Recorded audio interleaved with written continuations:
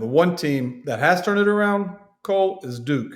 That is the team that has turned it around since the beginning of the season. Yeah, They cruised to that, like we just talked about. Miami had a 3-point loss against Arkansas.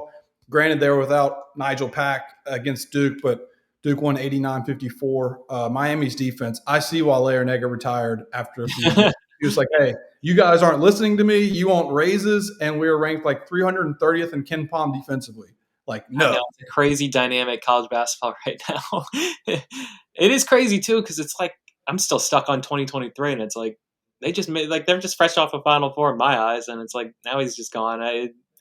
But yeah, Duke, man, they've been great. It's awesome. I'm not even like a Duke. Again, I'm notoriously known for being a Duke hater, just because like it's the sport. Yeah. They're the villain, and I feel like that helps sports in a way. We need a villain, and I even think Duke embraces that role a little bit because it's like they know who they are, and I think that makes things better. They know that, but it's like there's not a whole lot to hate about this team, and I feel like maybe eventually I will, but I also am like kind of looking out for the sport in a way too because it's like I care about college basketball so much that it's like I feel like I want people to love Cooper Flag because he's just so awesome.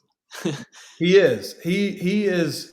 It's very shocking in today's world about how many people love him, like Yeah, on Twitter, because when Zion was at Duke, and they are very comparable with in terms of going viral with the numbers, people hated Zion and Duke because it was every time, every game made a highlight reel play.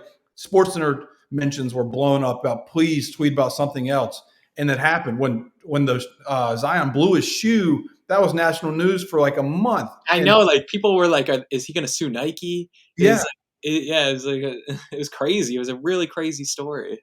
I it remember that game too. I remember exactly where I was. I was at the gym. yeah, Obama was at Duke and Yeah, right yeah. just sat down ready to watch Zion, and he blows his shoe like Mike, and lost all of his powers about a month for Duke, and then he came back obviously from March. But with Cooper Flag now, he's going viral. He had the dunk against Pittsburgh, but everybody's like, this is the great white hope. Like that's what the funny Twitter comments are. It's like he's the great white hope, and Yeah, yeah. it, I'm waiting for that to turn, like you said. Like I'm waiting for that tide to shift, and I Oh, it's think gonna shift. It's going to shift. yeah, There's no, I and that's where I'm finding it fascinating too, because it's like I'm kind of like I'm loving this team, and I know that time's coming.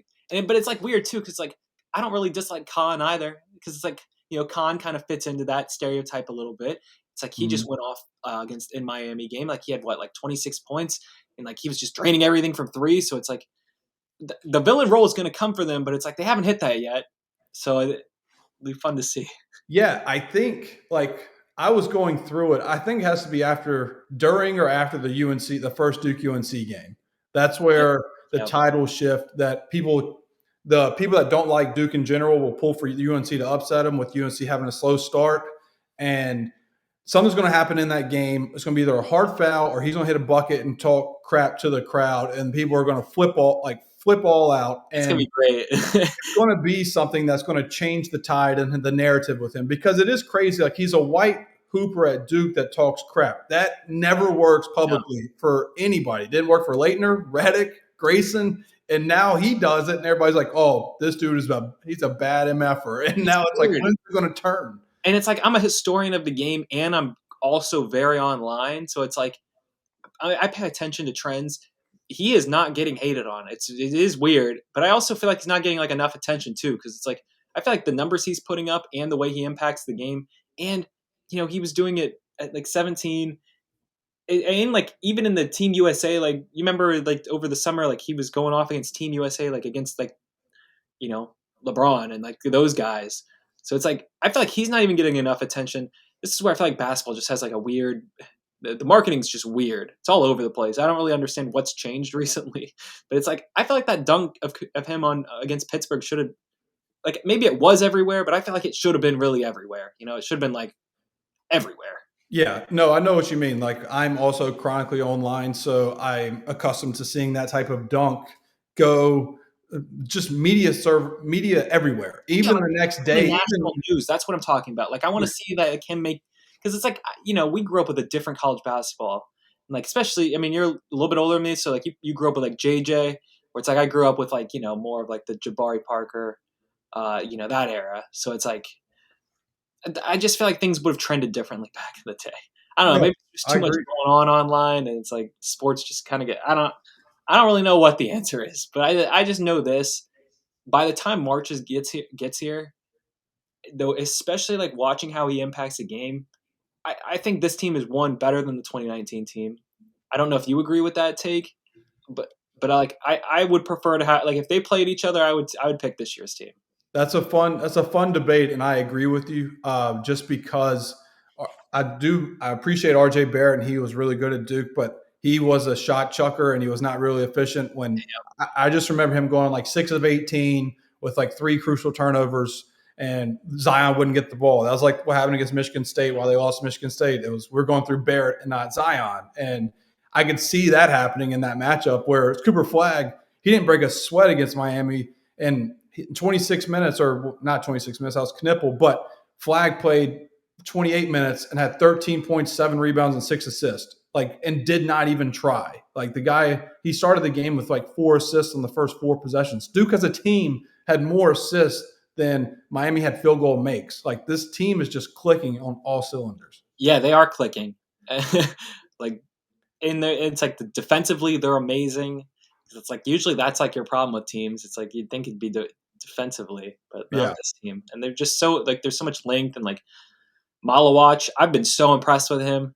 It's like I don't even think he's getting enough attention. I don't know how long Malik Brown's hurt for. Like that's a concern because I think he might be out like what like a couple weeks something like that. He'll be out at least a few weeks. It is like a knee sprain, and those are always weird because it just depends on how you take physical therapy, how your body recovers on its own. But Yeah, to be honest, Malik Brown, so he hurt his foot. I forgot what game that was, but he did not play against Incarnate Word. I know it was Incarnate Word, but the game before that, he hurt his foot or whatever. And ever since that, he hasn't been like 100%. So he's already kind of playing banged up. So I think with this knee injury, they're going to be really cautious to make sure he's 100%.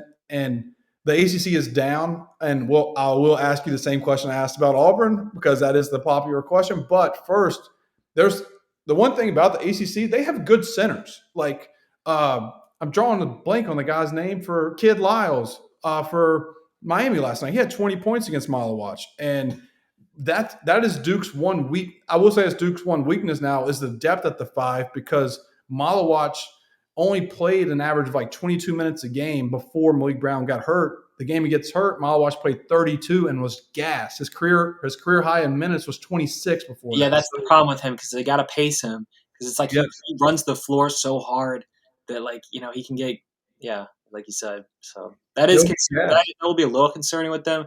It's not like it's gonna you know Malik will be back. I Yeah. also feel like Tyrese kind of fits better with this team's offense because it's like I kind of had to. It feels like the past 2 years everybody kind of expected him to just be like the star point guard, but it's like he doesn't really have to be that. So I think that like his game fits this offense better too. That's a great point because with Duke, you always think of like you need a great point guard to take them to the promised land. You saw it in like 2015 with like Quinn Cook and Tyus Jones. Yeah, Even yeah, Trey Jones came in after that, and so on and so forth. But this year's team, or to go to your point, 2 years ago and last year, they wanted Proctor to be like the guy, but he just needed to find his right role. And him being a one, but also a catch and shoot guy with Sion James running some point, and even hell, Con Knipple running point. Like he's found his niche. I know he didn't score last night, but he wasn't looking for a shot. He wasn't being aggressive. But in the terms of this whole season, I've been so impressed with what Tyrese Proctor has done for Duke. yeah, yeah, absolutely. And then Caleb Foster, like he's streaky, but it's like some games he plays really well. Some games he just doesn't really put anything up. So it's I don't know. I like the just the chemistry between Cooper and Khan. Yeah. I like it feels like they really understand each other, and it's kind of funny because it's I don't know. It's like again, I hate Duke. I'll just be honest. Like I don't want Duke to win, but it's like that kind of comes from like my childhood. But it's like there's just something kind of likable about that. I also kind of like Shire, and you know what else? We'll mention this too. This has nothing to even really do with them playing. It's like I kind of was waiting for John to like kind of have a moment where he's like kind of MFing his guys, and it's like I want to see him do it kind of publicly. And it was the I don't remember. It was Notre Dame game. Yeah, it was Notre Dame game. He got he got teed up. You know, that's Yeah. kind of what I want to see from John. And it feels like he's kind of letting that out a little bit more. I mean, he runs good stuff. It's like kind of felt like the NC State game last year. They kind of just got in a log jam, and then even like in the Tennessee game, they got punched in the mouth. They didn't really know how to respond. I don't think we're gonna see that from this year's team in March. You know, Yeah, he's been very, and also what I love about John is he's very transparent. Like he is a coach that when he has post game interviews, he tells you how it is. He doesn't give you the coach speak, like the one hot I don't really watch commodity. like his press conferences. So this is curious. I'm not. Yeah, I didn't know that. So Yeah, like so when Duke was struggling offensively early in the year, obviously they lost to Kansas and Kentucky, and even in some wins, Duke scored like 68 points, 75 points against like George Mason, and so have you. And John Shire's like, look, we are not worried about offense. We're trying to figure out like what five can play together, and we're not running plays. We're running motions and seeing who can gel with who on the court, and that's what they were worried about. and that's apparent when you're watching them now. You can Mhm. tell that is exactly how they're playing because I see your breakdowns and it's like you point that stuff out. And now that you say that out loud with what he was saying, it's clear. I can see it now. Yeah. Yeah, and you saw like the first big moment of change was he put Caleb Foster off the bench and put Sion James in, and then Duke just kind of clicked from there because early in the season Duke was getting down early in games. I mean, the Kansas game, Duke was down 13 points, I think, in the first 3 minutes, and then they came back and took the lead eventually. But you put Sion James in as starter, and you get some sort of balance, and he's been phenomenal. Like the glue guys Duke's got in the portal has been phenomenal, and Shire gets a bad rap in the day and age where you see what Villanova dropped off to and Jay Wright left when they were peak, Yeah. John has done a really good job. There's no like they denying can that. fall. Yeah. I mean, he took a team to Elite Eight, so I think he's done really good for the past 2 years. And I think that this is going to be the year potentially gets a Final Four. So, yeah.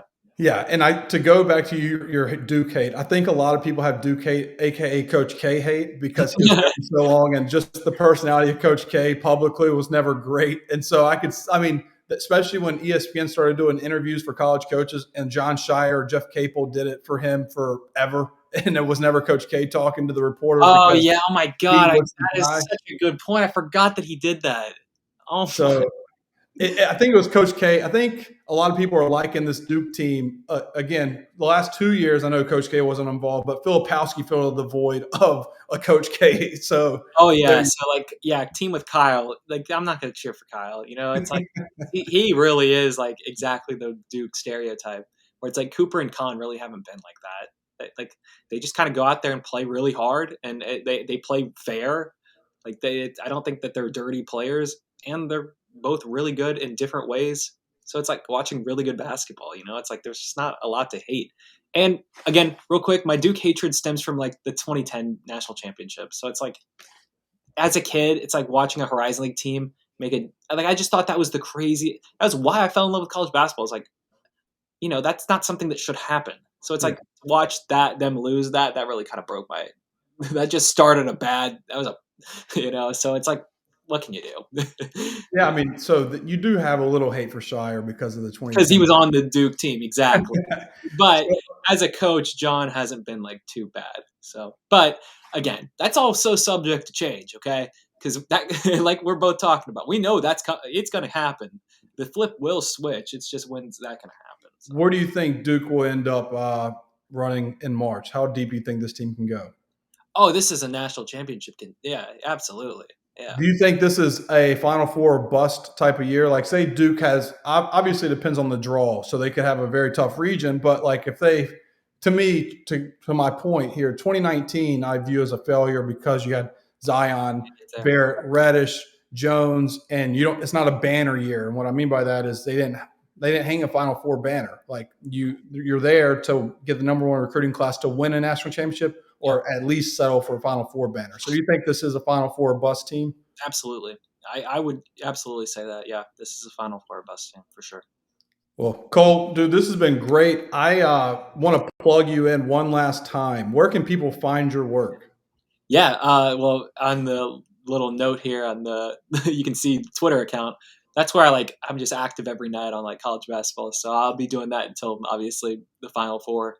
So you got till April, just being active on college basketball. I don't know. I just tweet all sorts of random stuff, whatever comes to my mind. I think of like a million different things. So I love sports, so it's like I talk about everything, and then I'll talk about my YouTube channel in a second. But like, I also post about everything, so it's like I just love college basketball so much. I want to talk about whether it's the West Coast Conference or the Big Sky or whatever. I don't know. I grew up watching all this stuff, so it's like I'd rather just talk about all of it than just kind of ignore some of it. Especially seeing where like sports are transitioning to like super leagues. It's disheartening. It's like we can't lose that. It's like there's something special about just a small little school making their way in March and just having a really special moment. It's just we can't lose that. Anyway, also I have a YouTube channel. You can look me up. Just my name, Cole Adams. You'll find it instantly. So I talk about sports on there. Whatever comes to my mind, I'll make a video about it. I do need to start making some more videos though. So yeah, thank you for having me on, man. I had a lot of fun talking. Yeah, dude, I love talking shop. I love talking ball, and you were the very first guest I thought of because, like, Yeah. look, he is college basketball Twitter. So seriously, everybody follow him on X. And I realized right when we started recording, I forgot to put mine attached. That's the host, so mine is at J-Man's Takes. I will put in the link in the description. We'll put a bio and everything. So I'm not too worried about that. For sure. Especially if you're watching this from like my account, you've obviously followed J-Man. Yes. J-Man Takes. Yes. But Cole, bro, it's been a blast. We'll end this, but I still want to talk a little shop with you off air. But dude, Absolutely. thanks for coming on College Basketball Addiction. Of course. Thank you for having me.